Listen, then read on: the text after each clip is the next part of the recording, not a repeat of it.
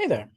My name is Marie Maxim, and I have a curriculum for leadership in the technical space, is where I'm most familiar, that I've been developing over a number of years, largely reflecting, my own accreted experiences. And it's resulted in a number of uh, run-throughs with various colleagues, and I'm hoping to develop this into a coaching practice. But mostly it's a gift to the community. Years and years ago, when I had my first leadership job under a really great guy named Kevin, uh, he said that going from individual contributor to line manager was probably the hardest part of his career. And it seemed to be for a lot of his colleagues who had made the jump to leadership successfully or otherwise. And so he was, cautioning me that, this isn't going to be easy. Go into the details on that probably, in scattered anecdotes as we go.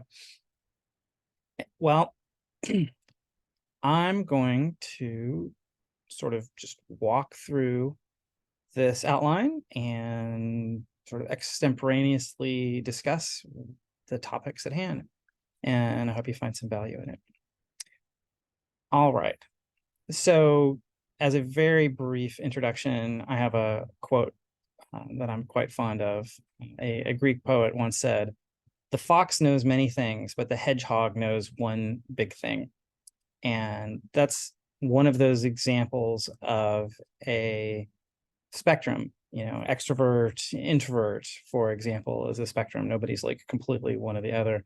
But there are, foxy approaches to problems and hedgehog approaches to problems.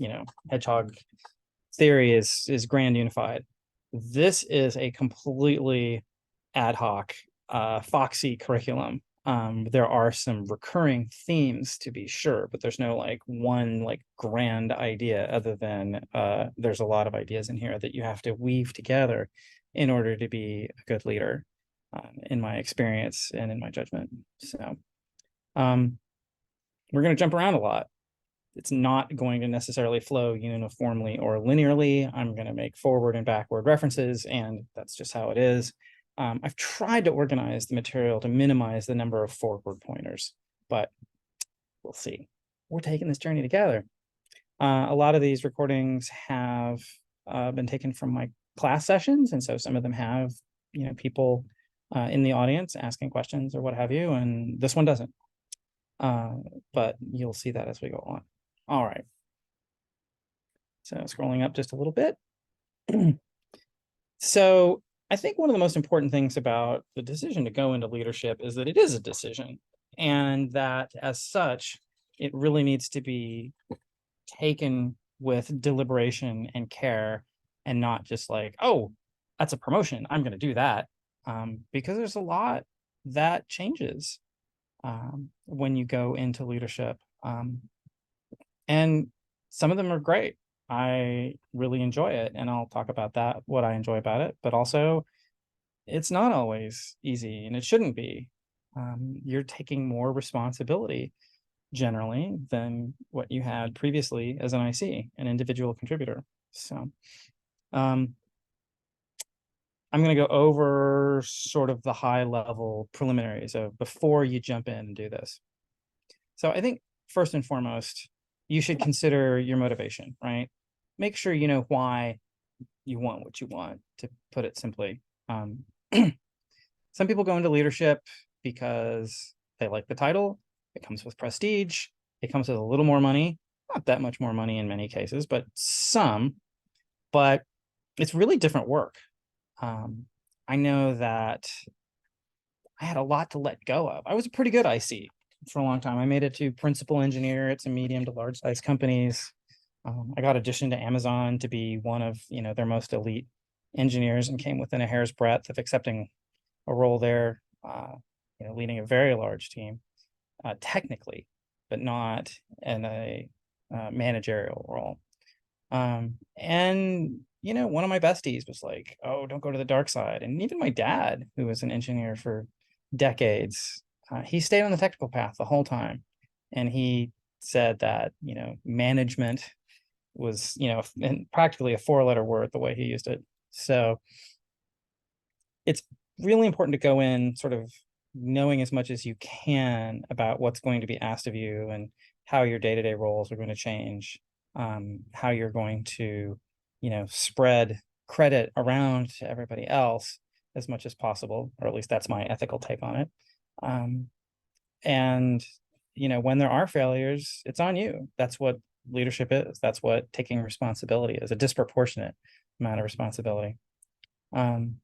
So if you're in it for the money or the prestige or whatever, well, honestly, I don't think those are great reasons. They're not terrible reasons. I mean, like if it's like, well, this is a way I'm going to be able to put my kid through college or whatever. Okay, right? Like, but understand that it's going to come with a cost. It's going to come with personal costs and challenges and so on and so forth. So, um, but why? What are the positive reasons for maybe wanting to go into it? Well, for me, I really felt like I was capped out as an individual contributor, and I needed a new growth curve.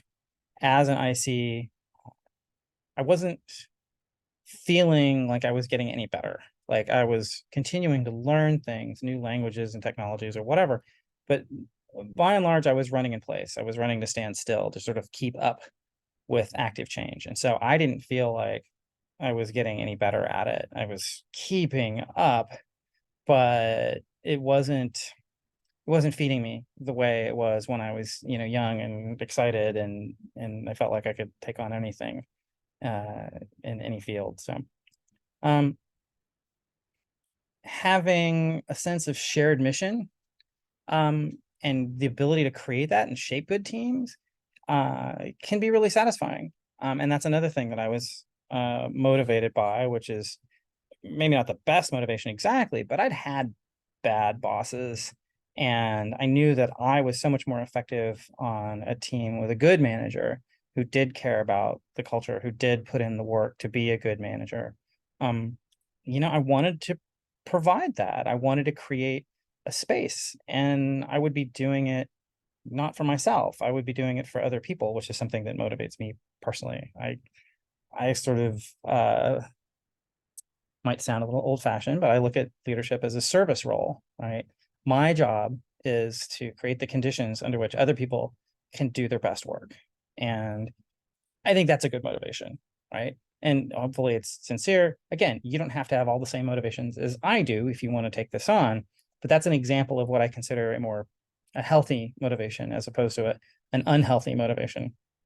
Um, so it's a real good opportunity to, you know, uh, identify a new set of, uh, strengths and weaknesses. You won't know necessarily what you're going to be good at as a leader out of the box. And we're going to go over a huge number of different ways in which you can, uh, you know, uh, be on multiple different types of growth curve at the same time for each of these different types of skill and internalizing a large set of principles that'll be the bulk of part 4. I also wanted to play the game, as it were. It's sort of like the next higher level of abstraction, like not exactly from going from player to coach, but something like that. In the world of sports, you have a lot of players who want to stay when the game after their playing days are done. And so they become, scouts, or they become position coaches or whatever, and they work their way up. And the complexity goes up and up. And that's one way to sort of keep things fresh and challenging and constantly learning new things. Like a really good wide receiver in football is never going to have any particular motivation to learn how to coach an offensive line or whatever, because it's not their job, right? But once they start getting higher up the abstraction tree, they have more responsibilities to understand the whole system more than they would have needed to, other than just understanding and executing their particular role as well as they could.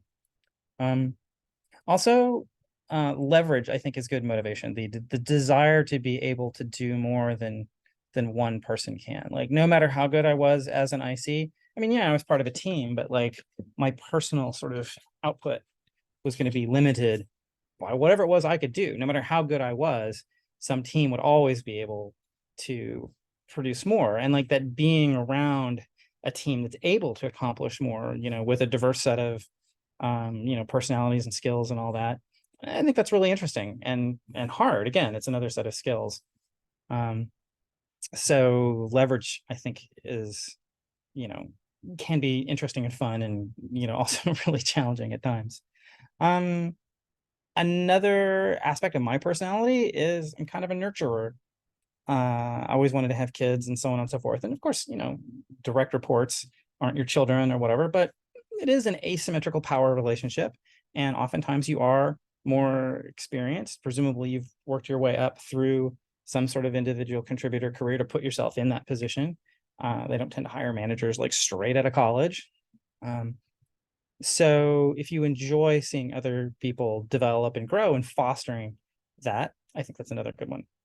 Um, I've sort of touched on a couple of these before, but like, money and prestige, they're not awful reasons, but like, remember, you're going to be taking on all these additional responsibilities. If it's not at least somewhat to foster the development and achievement of groups of people, not just yourself, um, then I'm not saying that the selfishness is inherently wrong, but I would hope that you're not going into a field sort of with the people you're working with and the people that report to you are just pawns on a chessboard to further your career. There are people that think like that, and I don't want to judge necessarily those people, but I'm describing what I think of as again, healthy motivations versus not. um and if you just get off on telling people what to do, I mean, there are industries, of course, where you're basically just, barking orders and whatever. Technology usually isn't one of those because it's creative work, it's skilled work, it's directing people who often have some other option to go elsewhere, right? It's not the military, right? Or people just kind of have to do what you tell them. Um, and I can see wanting to climb the ladder in the military, so you have fewer people who can tell you what to do. It's one of the reasons I never considered going into the military, is I don't like being told what to do. Having said that, I could do it now because I understand why leadership structures are in place, and I'm not going to go down that rat hole just at the moment. Um, hating bad managers. Okay, I actually just listed that as one of mine. I don't know that that's the best reason. It was definitely one of my reasons. And at the time, I didn't think of it as, being, bad or neutral. I think it's not a bad sort of part of your portfolio, but if it's sort of the main thing, like, oh, I'm just going to show somebody up, right? Well, what happens once you get there and like you do it? Like, what's going to continue to feed your motivation to excel, to do your job well? Like, at some point, if you're just trying to prove a point, how long does that take? And then what comes after? So, another thing to be super aware of, and we're going to go over in gory detail, is it is a different skill set. So the typing, moving the mouse, designing their data structures or your performance analysis, all the stuff that you do, the developing, testing, code reviews, all that stuff, you're going to take a bunch of skills that you probably refined to a pretty decent degree and carried you through your career up to this point, and kind of chuck them, because it's being a good IC is helpful for communicating with the other ICs that are going to report to you, but it's not like the important thing. You're going to have some examples: talent assessment and skills assessment and growth potential and keeping people growing and challenged to the greatest extent that you can. Now, it doesn't always 100% line up with the needs of the business, and you have to make trade-offs. But those are skills unto themselves. Organizing teams and projects and schedules. Now, you might also have people in a project management group or program managers or whatever that are going to help you with that, but you're going to have to do some of that at bare minimum. You're likely assigning sort of, different people to different parts of a larger problem, and you're trying to deliver, coherent solutions as quick as you can. There's the team composition. We'll talk later about sort of the 2x2 graph that I use as a reference for sort of seniority versus specialization. So you have like, the junior people and the senior people on one axis, and then you have specialists and generalists on the other, and that sort of gives you 4 quadrants. We'll go into that later. And, sometimes you just have to make do with what you have, but to the extent that you can move people around in your org, or you have opportunities to grow the team, in which direction do you want to grow the team? What type of people are you going to hire? You're going to spend a fair amount of time clearing obstacles for people. Again, you're trying to create the conditions under which other people can do their jobs, rather than you sitting down and turning out, features or functions or what have you. There's a lot of time management, managing other people's time and managing your own time, because there's like a huge amount of possible ways to spend your time. Again, this sort of foxy approach requires that you think about all the different things that you could be doing and decide, on a kind of on a, maybe not a day-to-day basis, but certainly a week-to-week or month-to-month basis, where you need to be focusing. What are your top 2 priorities or 3 priorities or whatever, without letting, other aspects of your skill set just degrade through disuse. And you have to present vision. You have to communicate the vision of the company to the team. You have to communicate your vision of what you want the organization to be like. You have to communicate what your expectations are for people's behavior, what's acceptable, what's not, how are they going to get to whatever that next level they might be interested in. Do they want to make senior or staff or whatever, the titles are in your hierarchy. And, that's just like a taste of all the things that you're going to be doing that aren't like developing code or, what have you. All right. Learning the trade. Well, you're not going to just walk into the job in all likelihood, although I suppose, sometimes field promotions happen. And presumably, if you've had any kind of career, you have some idea what managers do. Maybe you haven't been sitting in all the meetings, but you've been managed.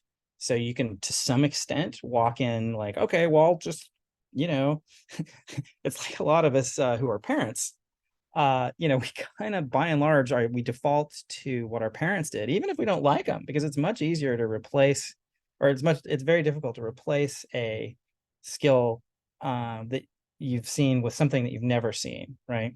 So even, and this is a conversation I've had with my kid, the forum. Well, when I make mistakes, it's because it's what I got. If I give you if I do something that's maybe not ideal, it's because that's what I've seen.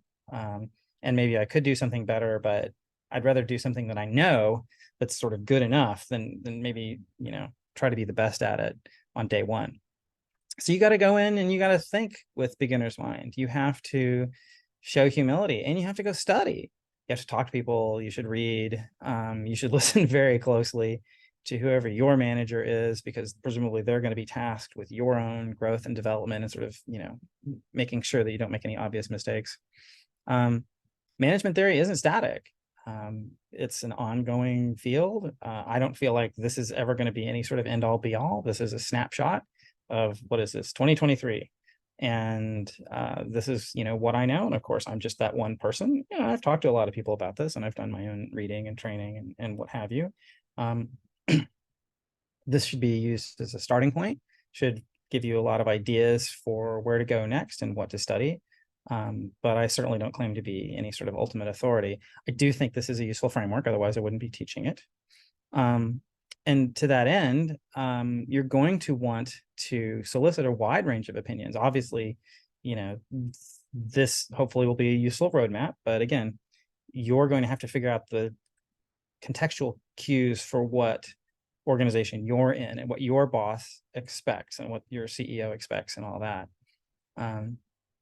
There's to go back to 4B, there's plenty to read, and there are studies and so on and so forth. One of my favorite involves some studies that Google did on what makes effective teams, and one of the main takeaways from that was psychological safety.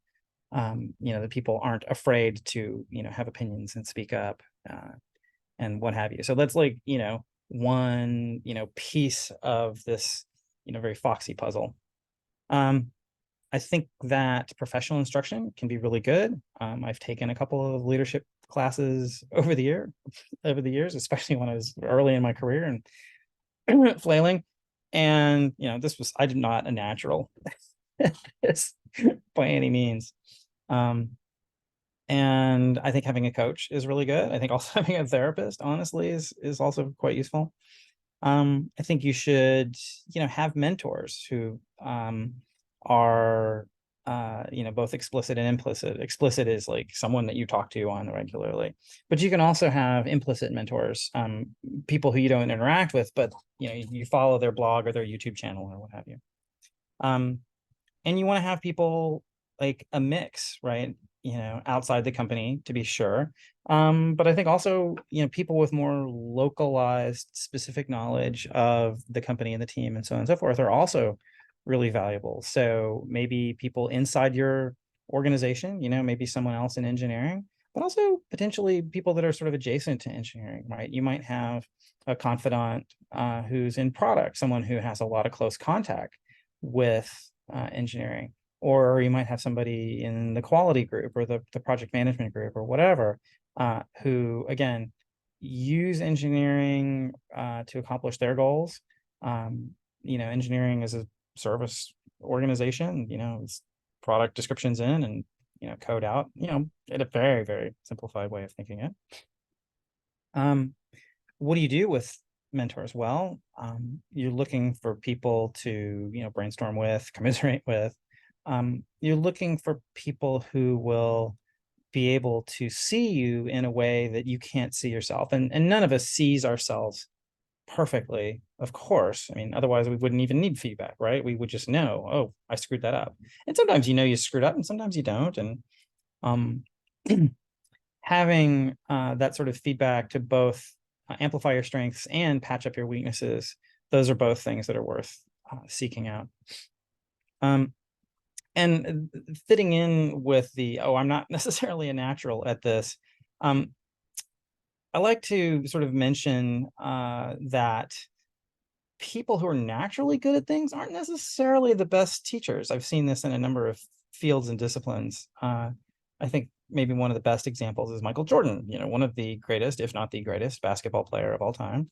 He never really succeeded as a coach or a GM or anything else. Like, I think he doesn't really know how to articulate what it is that's, deep in his bones that made him so great, other than, he's just a furious competitor. And has all sorts of natural talents that he worked his ass off to develop. But that doesn't mean he's going to necessarily have developed the coaching skills, the mentoring skills to look at other people and take them where they're at. I think he'd probably just get frustrated, like, well, why can't you just jump, like, whatever, right? Like, he had a toolkit that was a natural toolkit that was really big, and so he's not great at making up for that. So I think people that have had success but had to really work at it, and I think I fit under that. I mean, not that I've had like amazing success or anything like that, but like in a VP role starting in a couple of weeks, and I was a senior director before that. And I'm not God's gift to anything in particular, but I think having sort of clawed my way to the where I am and survived some near-death career experiences that I'm going to talk about later, I think I'm pretty good at articulating why certain things are hard and why certain things are easier and why it's different for different people. Another thing is, like, if you're a line manager, getting a CEO as a mentor might not be the best move. You want someone that's sort of closer to the material. Like a CEO or even a VP of engineering might have, a lot of the skills that you're going to need to acquire are like so far in their past. They're just not fresh. If they're not reasonably, sort of current with whatever it is that you're struggling with, they might not be seeing it, like, especially like the C-level, like those people are thinking about, finances and business models and stuff like that. And, with mentors, don't like have like 50 of them or whatever, like have, a manageable group of people. And, if you're not getting what you need from them, move on. And if you feel like you've learned everything you're going to learn from somebody, move on, right? Like, it doesn't have to be a lifetime relationship. And to that extent, be looking to pay it forward too. But that's just, another way I'm wired. So, one thing I want to talk about is what's this course for and who's this course for, which I probably should have addressed before now. But I've had a number of people come through this course, and broadly they end up in sort of one of three categories. And sometimes they figure it out right away, and sometimes it takes them till the end of the course. You get the people who end up listening to all this and getting really excited, and thinking, oh my God, this is totally the thing for me. And now you've given me this map and I'm just going to go at it and I'm going to be amazing at this eventually. And I'm going to try really hard. And this is what I want to do. You've shown me, you've given me a level of detail that gives me the confidence to move forward. Some people find themselves kind of on the fence, like, yeah, I could be good at that. Is that really what I want? Is that really filling? Or do I want to stay in the technical path? I don't know. So that's category 2. And category 3 is people who are like, oh, hell no. Why in a million years would I want to do that? No, thank you. I still think this course has value for all 3 of those buckets, even the people that kind of run screaming from the material. And I think it is that, like, once you understand what it is that your boss and your boss's boss and your boss's boss are up against, it can make you a more effective employee, right? Like, just having that additional level of sort of informed empathy, not just like, oh, I really like my boss, but like, I really understand at a better level, not necessarily all the way to the level that they understand their role and their job and their challenges, but just having a better sense of what is it about management that makes it hard. You can have sort of opportunities to make your boss's life better, and boy, bosses love that shit. So it can be good for you from a make your boss succeed, which can have all sorts of beneficial side effects. Make your boss happy, might lead to technical promotions or more interesting types of work or whatever. If you're the low drama person on the team, if you're just helpful, and it's good for you just purely selfishly if the team runs better as a result of your own behaviors, your own, sort of, maturity and professionalism. And I don't want to go, rattle too far down that topic, but having a high functioning team is much nicer than being on a high drama team, unless you're of a particular twisted personality type. Another thing to understand about being a leader is that the pool of people at work who are your peers shrinks. So when you're an IC, you can be friendly with kind of any of the other ICs, more or less. Like, yeah, there's some informal hierarchies in certain types of companies where people don't really mingle. Like, I've never seen a lot of companies. I haven't seen a lot of companies where IC engineers talk to the sales team a whole lot, for example. But you can also, you can kind of talk to anybody as an IC, plus or minus. Once you are in leadership, the people that are ICs are not really your peers anymore. And, especially the people that report to you. And it's not like you're not friendly with them or not care about them. I mean, hopefully you will still, treat them with compassion or whatever, but you also have a disproportionate amount of power over them. It has become an asymmetrical power relationship where you, in all likelihood, hold more power. Not 100% of the time. Sometimes, like, a super ultra talented individual contributor can kind of do whatever they want because they're so good at whatever it is that they're getting paid to do. But by and large, you have the ability to promote, to give raises, to give bonuses, to fire, etc., or not give any of those other things that people might want. So, you have to keep a certain level of professional detachment, and being a little too emotionally close to the people that report to you can lead to problems. It can lead to favoritism. It can lead to decisions that are made on behalf of, like, you kind of represent management, you represent leadership. Honestly, you represent capital when you go into leadership more than you did before. And that's a whole other topic for later. But the number of people that you pal around with at the office that you can speak sort of frankly with, by and large, it's going to shrink because there's just not as many people in leadership as there are ICs. And kind of the last thing is, and this was one of the hardest lessons for me to learn, and one of the things that was most difficult for me to let go of, it's really hard to be good at IC skills and leadership at the same time, because everything you do skill set wise is like a muscle. You're either building it up or it's atrophying, and that's just kind of how it is. I mean, yeah, you can do maintenance or whatever, and I certainly have my little programming projects on the side, and I love some recreational coding, but it's not what they pay me to do. And so I focus at work on the things they pay me to do, which is to be good at leadership.